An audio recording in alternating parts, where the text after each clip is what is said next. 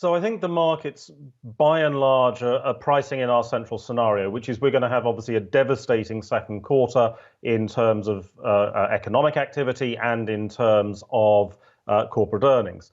But then we do go into a recovery phase. And with that, I think markets are naturally looking ahead to the recovery. I mean, of course, the one thing about this crisis, unlike, say, 2008, is it can only last a certain amount of time.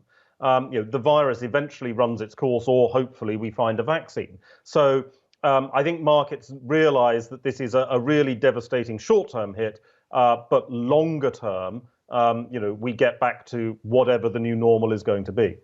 Paul, WHO has been warning around too many hopes around a vaccine. There are concerns around a phase 2, phase 3 type of outbreak on the virus. If that takes place, so we don't have any treatments ready to go, any vaccines standing by, what do you make of the extent of the damage that further lockdowns could bring? So we are assuming that there'll be a second wave of the virus. I mean, that's just the way these things tend to operate. But of course, the difference in a second wave is that having gone through this situation, there is greater preparedness. So the healthcare systems will be better able to deal with the strain. And people will also generally be better prepared. Companies, I think, will be better prepared. Government policies are already set up to deal with that. And so the economic damage of further waves of the virus is diminished. And I think it's at this stage relatively unlikely that you'd see the same scale of lockdown in a second wave of the virus because the health systems would be better prepared to cope.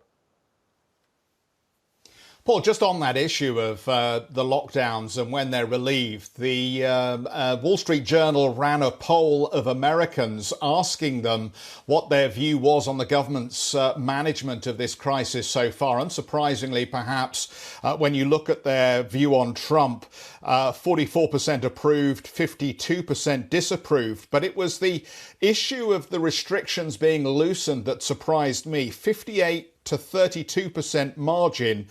People were more worried that the government might move too quickly on relieving the restrictions. Does that suggest perhaps that this is a population that has a sober analysis of this crisis and is not going to come out spending and jumping straight back into economic activity?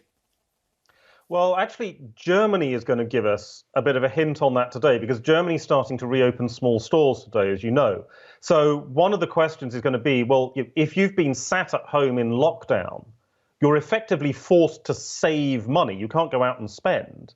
So in that situation, are people going to rush out and spend as soon as the shackles of lockdown are partially lifted?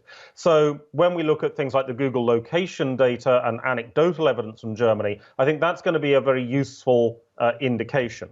In the case of the United States, I think we've got to recognize a couple of things.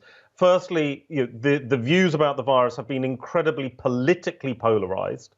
And so some of the attitudes here may reflect political sentiment, whether you support President Trump or not.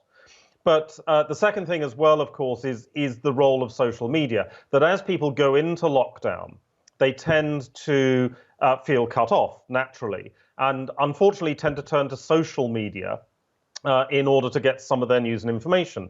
And as we know, social media is very good at spreading fake news and spreading fear, and that perhaps creates some of the results that we're seeing at the moment, which may not actually last once the lockdown is lifted and you can turn off Twitter. Hi, I'm Joanna Bersecci, and thank you for watching. You can check out more of our videos by clicking on the boxes on the screen. And don't forget to subscribe to our channel for more from CNBC International. Thank you for watching.